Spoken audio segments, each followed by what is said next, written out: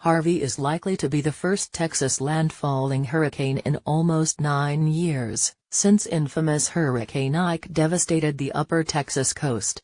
More, latest Harvey forecast Hurricane Ike slammed ashore near Galveston, Texas, as a Category 2 hurricane in the early morning hours of September 13, 2008. The last time a hurricane made landfall in the Lone Star State.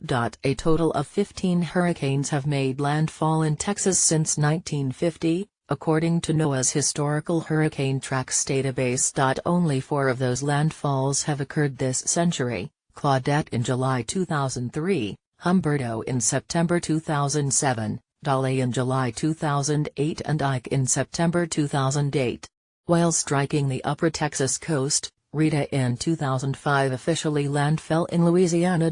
Parts of the Texas coast have the longest return intervals, the average number of years between occurrences, for hurricanes anywhere along the Gulf Coast, according to the National Hurricane Center. Hurricanes typically hit coastal Texas every 9 years or longer, though some coastal Texas counties have a return period approaching 20 years. The return intervals near the Texas coastal bend and South Texas, generally 13 to 19 years, are comparable to parts of the northeast seaboard, from the Delmarva Peninsula to southeastern New England, as seen on the map below. In fact, there have been only 3 hurricane landfalls since 1950 near the coastal bend of Texas, near and north of Corpus Christi, the last of which was Claudette in 2003. The 2 most notorious of these were Celia in 1970 and Carla in 1961. So, hurricanes are not as common in South Texas as one would think for a Gulf Coast location. Systems that form in the western Gulf of Mexico don't always have time to develop into hurricanes before making landfall. Also, a number of hurricanes from the Caribbean Sea plow directly west-northwest into Mexico, rather than Texas.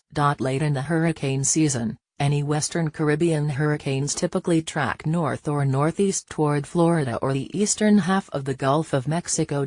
Thanks to the placement of the Bermuda high and upper level steering winds, most hurricanes approaching from east of Florida tend to curve either off the east coast, strike the east coast, strike Florida, or curl toward the northern Gulf Coast, to the east of Texas.